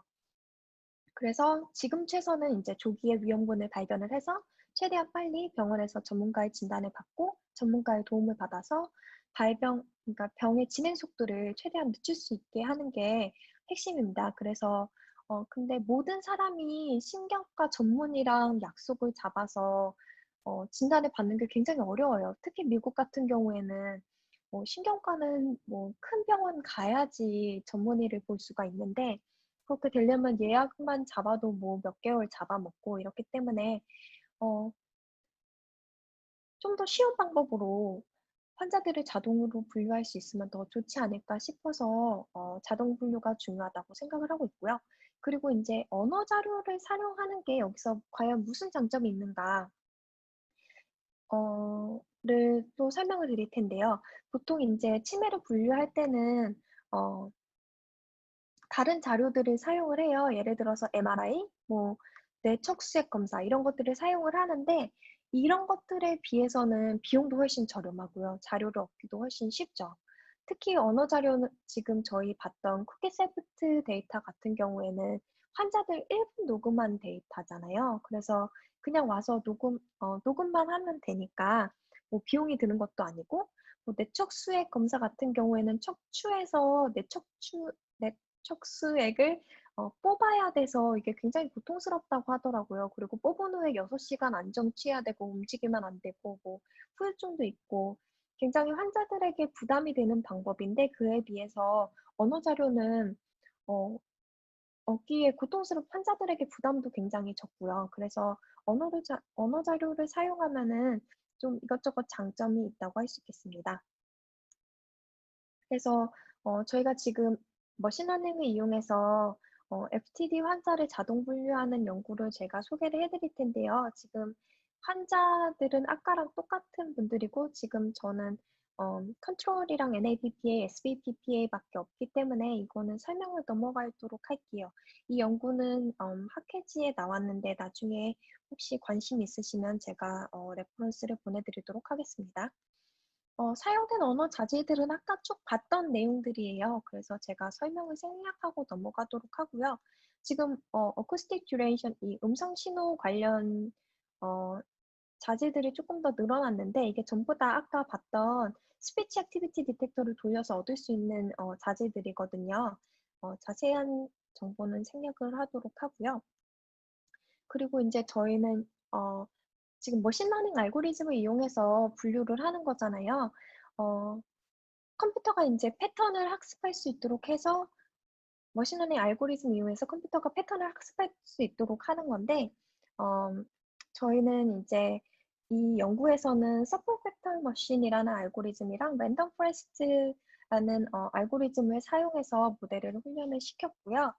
어, 그리고 저희 태스크가 이제 3개가 있어요. 분류 태스크가 3개가 있는데 컨트롤이랑 그러니까 건강하신 분들이랑 환자분들을 구분하는 태스크 하나, 그리고 NAPPA 환자들이랑 SBPPA 환자들 구분하는 테스트가 하나가 있고요. 그리고 마지막으로 컨트롤이랑 NAPPA 환자들이랑 SBPPA 환자들 이렇게 3가지를 한꺼번에 구분하는 태스크 이렇게 해서 3가지 오늘 결과를 보여드릴 거예요. 지금 group wise imputation, 뭐 ribbon out cross validation, feature selection reduction 이런 거 전부 다 그냥 머신 러닝에서 기본적으로 하는 건데 이거는 제가 1시간이 지났다고 하니까 설명을 생략하고 넘어가도록 하겠습니다. 그래서 지금 첫 번째 보시는 게 컨트롤이 아닌 사람들, 즉 치매 환자들을 구분하는 태스크인데요. 지금 보시면은 저희 모델의 정확도가 91%, 여기에 나와 있습니다. 좀 더 정확하게 말하자면은 36명의 컨트롤 중에서 33명의 컨트롤 정확하게 예측을 했고요. 3명을 치매 환자라고 예측을 해서 예측을 했습니다. 반면에 이제 환자들을 보시면은 63명 중에서 57명을 정확하게 구분을 하고 6명을 이제 컨트롤이라고 구분을 해서 정확도가 91%고요. 그리고 이 옆에 보이는 그래프는 ROC 커브라는 그래프인데요. 이게 지금 true positive 그러니까 요 진짜로 환자로 구분한 경우랑 false positive rate 환자를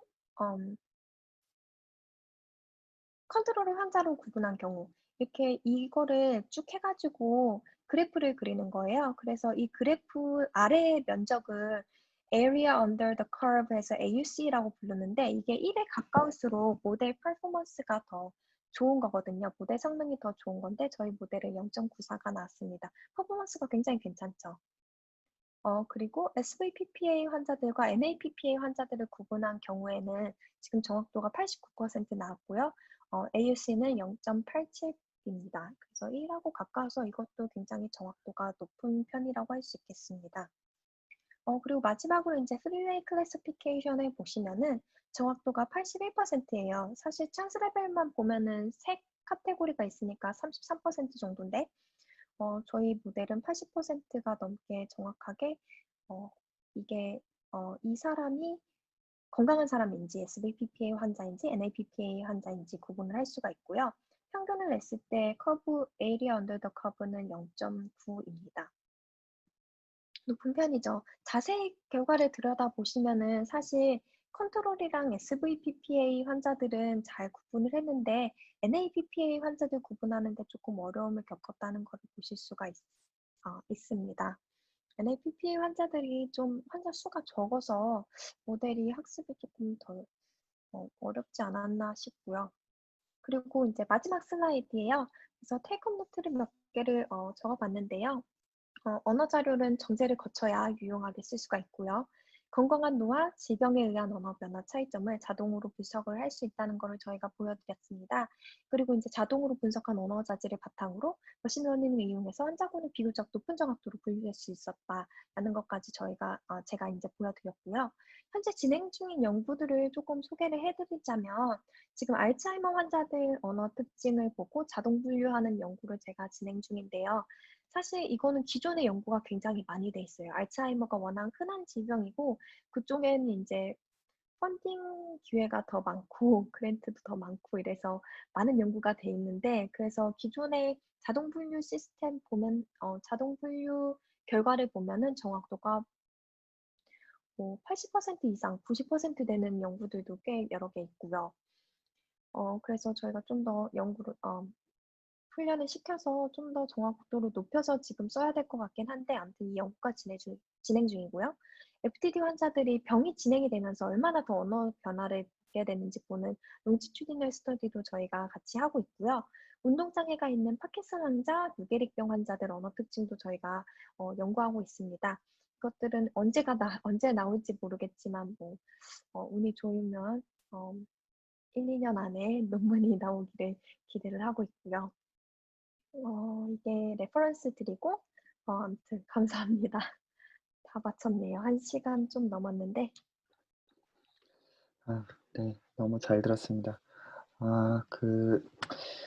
이제 90분이 이제 예정된 강연 시간인데 한 20분 정도 시간이 남았어요. 그래서 사실 오늘 너무 이제 좋은 말씀들 많이 해주셔서 사실 저도 여러 가지 여쭤보고 싶은 게 많은데 네.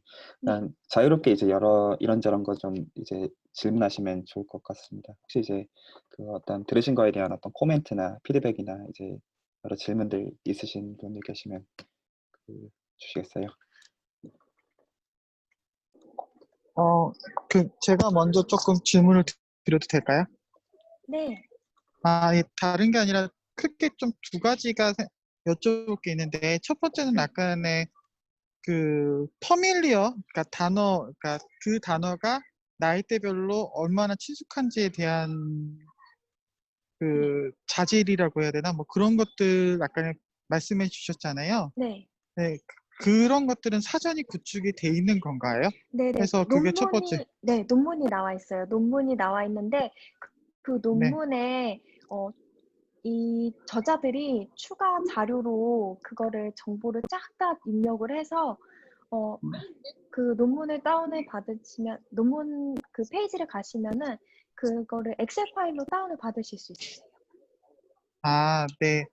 그리고 두 번째 여쭤볼 게, 네. 실험 결과는 굉장히 좋은 것 같은데, 하나 궁금한 게, 트레이닝 셋의 경우에는 데이터 사이즈가 어느 정도 되는지 궁금한데요. 네. 지금 저희가 리버나 크로스 밸리데이션 한 거라 한 명 빼고 전부 다 트레이닝 서셋으로 쓴 경우예요. 한 명 빼고요. 네, 그거를 이제 아, 반복해서 계속 한 명 빼고 훈련하고 다른 한 명 빼고 훈련하고 다른 한 명 빼고 훈련하고 그래서 나머지 이제 정확도를 그거를 평균을 내서 낸 결과고요. 아, 왜냐하면 그러면 저희가 이제 네, 환자 수가 얼마 되지 않기 때문에 막 네네. 8대 20으로 나누거나 뭐 60, 20, 20, 뭐 이렇게 나눌 수가 전혀 없어요. 그렇겠네요. 그러면 토탈 학습 데이터 수는 한 100개, 네, 100명 네, 네. 정도 100개 왔다 갔다 안팎. 한다는, 네, 네. 뭐 아, 많으면은 200명까지도 될 수 있겠는데 어떤 질환이냐에 따라서 사실 네네. 알츠하이머 환자는 훨씬 많거든요. 그쪽은 좀 네네네. 데이터가 다양한데 FTD 네. 같은 경우에는 환자 수가 얼마 많지 않아서 아, 네. 그래 마지막으로 네네. 하나만 더 여쭤보면은 네네네. 사실 SVC나 아니면은 랜덤 포레스트 클래시피케이션 썼을 때 네네네. 어떤 피처가 코에피션트가 높은지를 좀 추적할 수 있었을 것 같은데 혹시 네네네. 어떤 자질이 그 코에피션트가 제일 높았나요? 아, 높았는지 좀. 네. 좋은 네. 질문인데요. 저희가 지금 하다가 설명을 안 했는데 사실 토큰에 비해서 피처가 좀 많아서 저희가 피처 리덕션을 했어요. PCA로. 네네네. 그래서 PCA의 피처 임포턴스를 보는 게 사실 의미가 그렇게 많지는 않은 것 같아서 저희가 논문에 네. 피처 임포턴스를 넣지는 않았고요. 네네. 선택된 피처만 보면은 제가 지금 하이드를 해놔가지고 슬라이드가 안 보이는데 네. 선택된 피처들만 보면은 지금 SBPPA랑 NAPPA 환자들 같은 경우에는 이 피처들을 선택을 해서 저희가 훈련을 시킨 거거든요. 이 피처를 이제 피처 디멘전을 리덕션을 해가지고 PCA로 리덕션을 해서 훈련을 시킨 건데 이런 피처들이 중요했습니다. 신기하게 A가 들어가는데요. NAPPA 네. 환자들이 발병 시기가 SBPPA나 뭐 BVFTD에 비해서 좀 늦어요. 아, SBPPA나 BVFTD는 보면은 좀 얼리 온셋 디멘시아인데 NAPPA는 그에 비해서는 발병 시기가 늦어서 에이지가 좀 중요한 피처더라고요. 그래서 아, 네. 에이지가 들어가고요. 그 밖에 다른 피처들은 여기서 보실 수가 있습니다. 네, 감사합니다. 네, 감사합니다. 혹시 다른 분도 다른 질문들 없으신가요?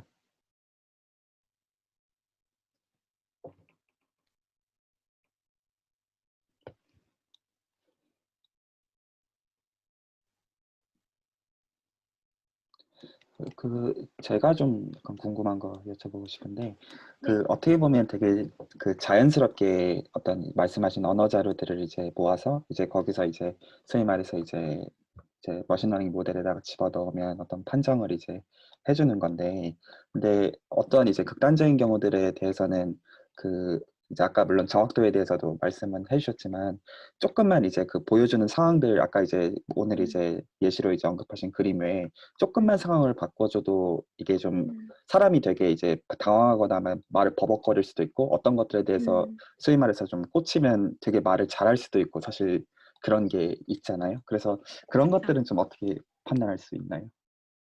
아, 이게 사실 저희가 이 데이터셋이 워낙 작고 그림도 하나잖아요. 1분짜리 디스크립션이고 사실 그림 1분짜리 디스크립션으로 90%면은 나쁘진 않은데 이게 과연 다른 데이터에도 적용이 될까? 이거는 조금 의문점이 있죠.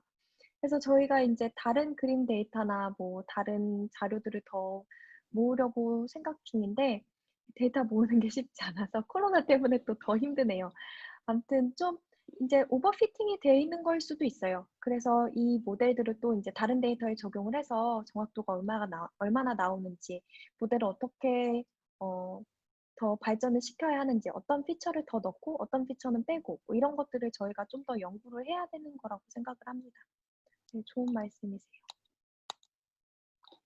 네, 감사합니다. 혹시 다른 또 질문들은 없으신가요? 꼭 오늘 이제 말씀해 주신 것에 대해서 국한하지 않더라도 어떻게 보면 이제 언어학 박사님을 이렇게 모시고 이제 어떤 걸 여쭤볼 수 있는 기회 자체가 사실 쉬운 거는 아니잖아요. 그래서 그 이제 한 10분 조금 넘게 좀 시간이 좀 더 있는데, 혹시 그 성혜님께 여쭤보고 싶은 거나 뭐 여러 가지 측면들이 있잖아요. 어떤 연구하신 삶에 대해서 여쭤보고 싶으실 수도 있고, 사실 저는 이제 그 오늘 이제 그 이제 나눠주신 이제 연구 들으면서 좀 개인적으로 궁금했던 게, 네, 실제로는 이 연구를 혼자 다 하신 게 아니실 거잖아요.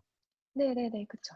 예, 그래서 사실 이 과정들의 코어기 사실 어떻게 진행이 되는지 사실 좀 궁금하더라고요. 왜냐하면 이제 실제로 환자들이랑 음, 접촉을 하셔야 되는 분들도 있을 거고, 모델을 만드셔야 네. 되는 분도 있을 거고, 이런 커뮤니케이션이 쉬울 것 같지는 않은데, 모든 의미에서. 네, 네, 네, 맞아요.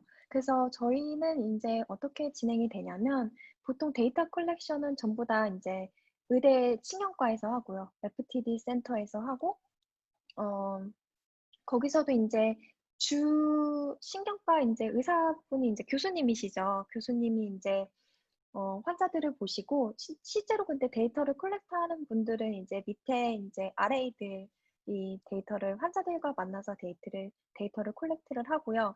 그 데이터가 예전까지는 안 그랬는데 이제 코로나 이후부터 저희가 리모트 데이터 컬렉션을 하고 있어요. 뭐냐면은 이제 환자들이랑 직접 만날 수가 없잖아요. 특히 치매 환자들은 연세가 있으셔서 직접 만나면은 이제 코비드 19 때문에 굉장히 위험할 수가 있기 때문에 병원에서 진단을 따로 안 하시거든요.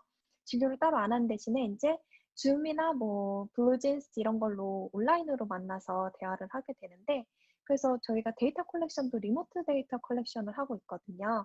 그래서 RA들이 만나서 환자들과 만나서 이 데이터를 얻어내는 거는 똑같은데 그 데이터가 자동으로 이제 저희 클라우드에 올라가요. 클라우드에 올라가면은 이 클라우드에서 저희 ADC 쪽에서 이제 전사를 하거든요. 그러면은 이제 ADC에서 일하는 학생들이 그 클라우드에 올라간 데이터를 바로 온라인으로 보고 바로 전사할 수 있게 프로그램이 있어요. 그래서 그 부분이 완전 자동으로 돼 있는 거죠. 그래서 자동으로 이제 학생들이 전사를 하면은 저희 LDC 서버에 이제 마지막으로 프로듀스 된 전사 자료 그리고 녹음 파일 이런 게 저희 LDC 서버로 이렇게 전송이 되거든요.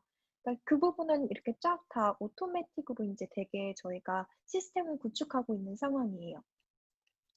기존까지는 굉장히 조금 번거로웠어요. 왜냐면은 FTDC에서 이제 어, 데이터를 콜렉트를 하면은 그거를 이제 다 FTDC에서 일하시는 분이 트랜스크라이브를 하고 전사를 하고 그리고 저희한테 자료를 넘기고 저희가 또 그거를 처리를 하고 이러냐고 굉장히 복잡했었는데 코로나 이후로 이렇게 자동으로 쭈루룩 시스템을 구축을 하고 있어서 오히려 조금 더 편해진 거는 있는 것 같아요. 그 이후에 이제 분석을 하는 부분은 어휘 부분은 제가 하고 있고요. 저는 음성학자인데 어쩌다 보니까 제가 어휘 부분 처리를 하고 있고 그리고 음성 특질들 같은 경우에 자질들 같은 경우에는 FTDC에서 일하시는 연구원분들이 하시고 계시고요. 그래서 그 자료들을 이제 저희가 다 요약을 해서 그 FTDC에 있는 환자 테이블 정보를 쫙 볼 수 있는 그런 시스템이 있어요. 유펜 병원 시스템인데 거기에 이 정보를 쫙 올립니다. 그러면 이제 그 FTDC나 뭐 저희 쪽이나 이렇게 연결이 돼 있는 연구자들이 그 데이터를 보고 추출을 해서 자기가 원하는 환자군을 추출을 해서 비교를 언제든 쉽게 할 수 있도록 이렇게 시스템이 돼 있습니다. 네, 감사합니다. 네, 쓰는 건 제가 쓰거나 다른 분들이 쓰거나 뭐 하고 있고요. 논문은. 혹시 저 다른 질문 하나, 있으세요? 네. 네, 저 질문이 하나 있는데요. 네네.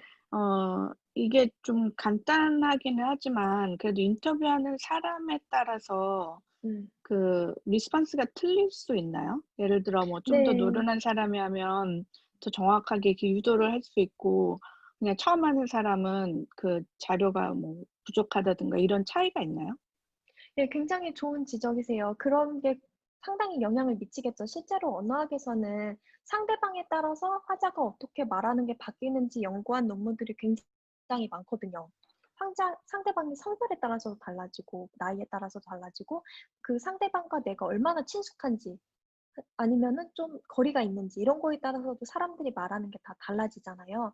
그래서 아무래도 그런 영향이 있을 텐데, 저희가 그 영향을 좀 최소화하기 위해서 이 프로토콜을 전부 다 문서화했어요. 그래서 처음 만나서 어떻게 무슨 대화를 하면서 어떤 자료를 녹음을 할 것인지 이게 전부 다 문서화돼 있어서 이 문서를 따라서 이렇게 대화를 이끌어가게 돼 있는데 그럼에도 불구하고 조금은 영향이 있을 것 같아요.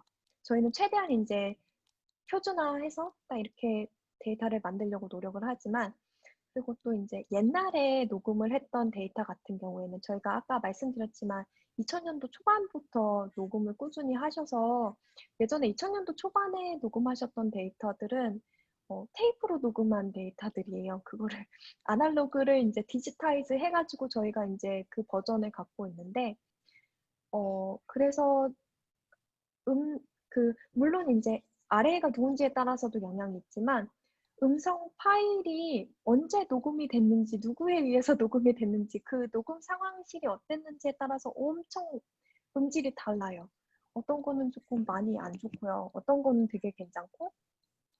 그래서 저희가 이제 지금은 뭐 듀레이션, 뭐 길이, 뭐 말하는 구간의 길이, 뭐 쉬는 구간의 길이, 뭐 이런 것만 길이만 쟀기 때문에 그다지 영향이 없었는데 저희가 진짜 하고 싶은 게 이제 환자들의 목소리 상태가 어떤지, 보이스 퀄리티가 어떤지, 목소리가 좀 거친지, 뭐 허스키한지 뭐 이런 것들을 좀 분석을 하고 싶은데 이런 것들은 녹음 상태가 어땠는지에 따라서 굉장히 영향을 많이 받는 자재들이거든요. 그래서 저희가 기존에 있는 데이터로는 그거를 분석을 못하고 있어요.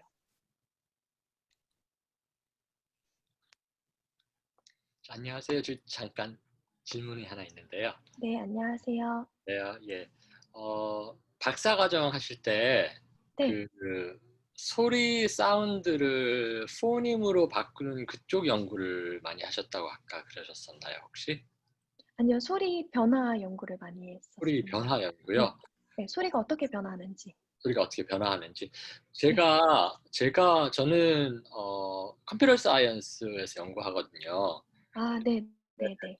저는 가장 흥미 있는 게 어떤 거냐면, 이 외부에서 이 사람들이 소리를 들으면, 그 외부에서 이제 사운드가 들어오잖아요.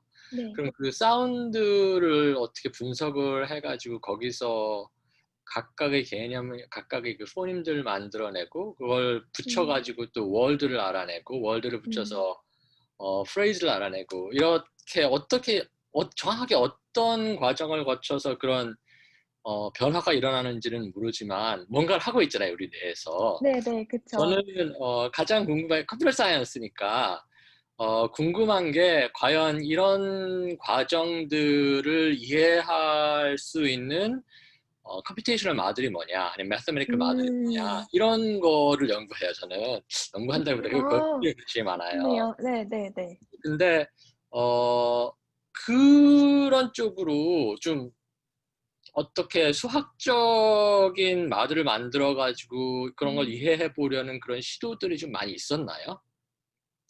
아, 그거를 이렇게 사람이 어떻게 인지를 하는지요? 네네네. 질문이 굉장히 커서 그렇게 크게 시도를 한 연구는 제가 잘 알지 못하지만 혹시 여기에 다른 분들이 아실 수도 있는데, 어, 저 말고 지금 언어학 하시는 분들이 좀 들어와 계신 걸로 알고 있거든요. 어, 지금, 어, 소리가 모여서 단어를 형성하고, 단어가 모여서 문장을 형성하고, 그거를 이제 사람이 인지를 해서 의미를 캐치하고, 이렇게까지가 굉장히 큰 프로세스라서, 보통 언어학자들은 쪼개서 이거를 연구를 하거든요. 뭐 네네. 음성학 전공하는 사람들은 네네. 소리가 어떻게 이렇게 연결이 되는지, 네네. 단어가 그 이제 형태론 뭐 하시는 분들은 단어를 어떻게 이렇게 구성을 해서 사람들이 인지를 할 것인지, 이렇게 해서 이렇게 일차로 주르륵 이렇게 크게 연결되는 연구는 제가 아직까지는 못 본 것 같습니다. 그럼 맨 첫째 단에서요, 이 사운드를 그 여러 가지 그 디스크리트한 포님으로 이렇게 그 레코그나이즈를 네, 하잖아요. 네, 네. 그런 것들은 그 사운드를 정확하게 어떤 형태로 분석을 해서 그렇게 포님을 추출하는지에 대한 어느 정도 자세한 이해나 그런 수학적인 바들이 있나요? 네, 그쪽은 좀 있는 걸로 알고 있는데, 네. 어, 가장 어, 그냥 쉽게 생각을 네, 하면 그냥 뭐 푸리에 트랜스폼을 네, 해가지고 네, 네, 뭐 프리퀀시 컴포넌트 네, 뽑아낸 다음에 어떤 프리퀀시 컴포넌트가 어떤 게 들어있는지를 가지고 뭐 찾아볼 수는 있을 것 같은데 네, 네, 네. 그런 그런 거는 걸로 굉장히 많이 돼 있죠. 네, 많이 돼 있죠.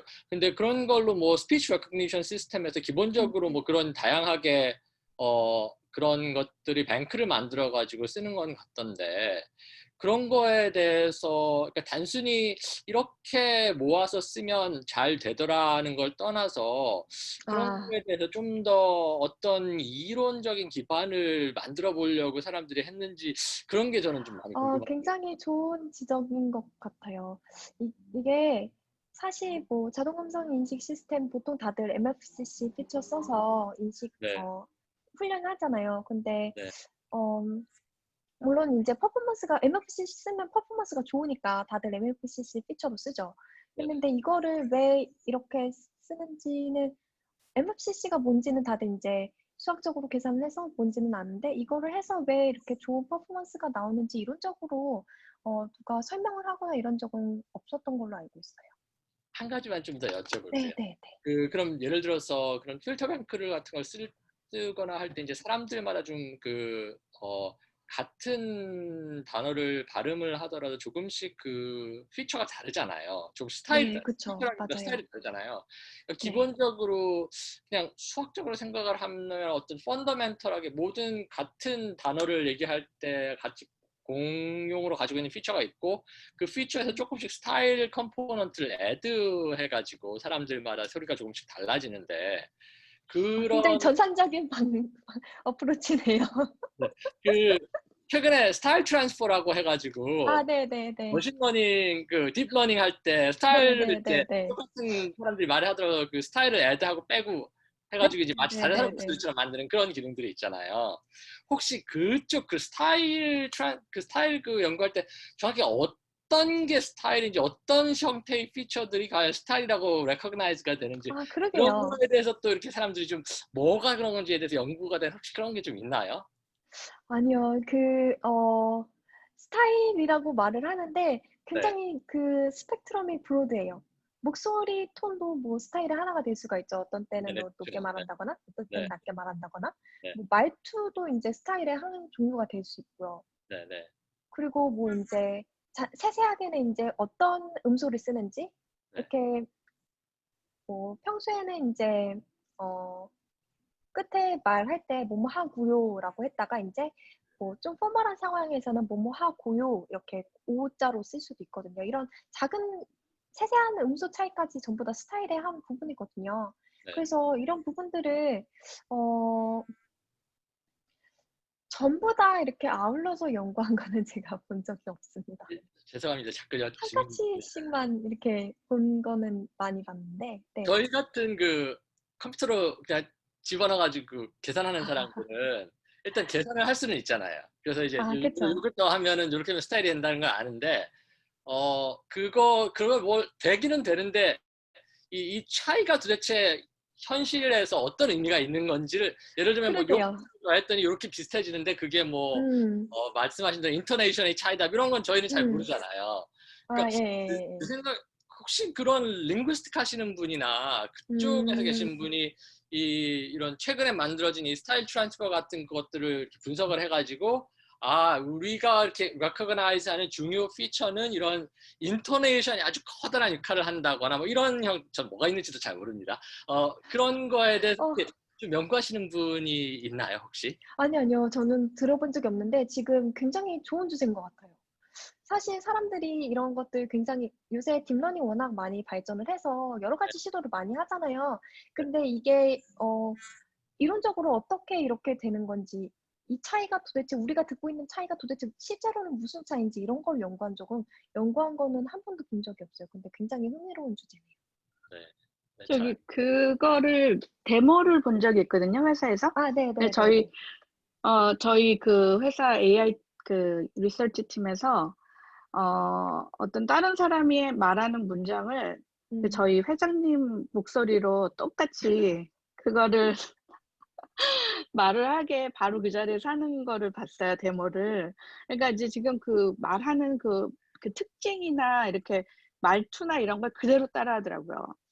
네, 그니까요. 그래서 근데 이게 되게 여러 가지 요소일 거예요. 그러니까요. 그래서 네. 그거를 뭐 그 자세한 건 모르는데 그 자리에서 인터뷰를 하는데 그 회장님하고 인터뷰를 그렇게 하더라고요. 그 다른 사람이 하는데 회장님 목소리를 그대로.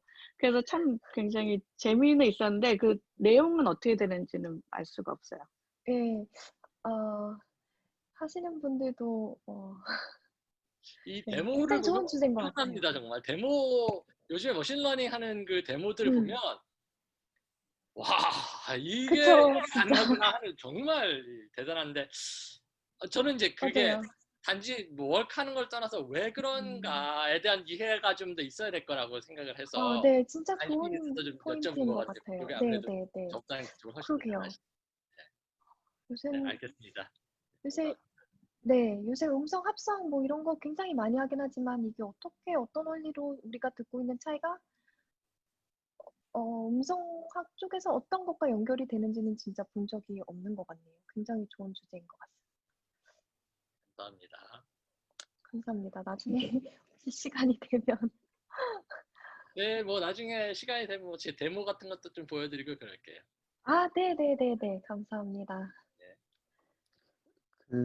오늘 이제 사실 너무 이제 좀 저는 감격을 좀 억누르려고 좀 애쓰면서 좀 들었는데, 너무 이제 좋은 이제 발표해 주신 이제 주성희 박사님께 다시 한번 감사드리고, 마지막으로 나온 질문에 대해서만 제가 한마디만 좀 약간 첨언을 좀 하면, 그러니까 저는 이제 언어학에 대해서 전혀 이제 모르지만, 이제 저는 이제 수학 공부하는 입장에서 이제 소위 말해서 이제 머신러닝에서 어떤 것들이 잘 될 때 이런 것들이 왜 잘 되냐, 그냥 퍼포먼스가 단순히 잘 되는 그 이면에 사실 어떠한 이제 어떤 구조적인 이유가 있느냐라는 것들은 아주 이제 1-2년 전부터 이제 좀 약간 시도들이 있는 것 같아요. 그러니까 수학적인 2-3년 전부터. 추상어로서 이제 그게 어떤 뜻인지. 그런데 이제 이제 수학과 이제 머신러닝 간에도 이제 어떤 이제 합쳐지는 과정들이 너무 이제 이제 초창기이다 보니까 약간 이제 마치 이제 머신러닝에서 이제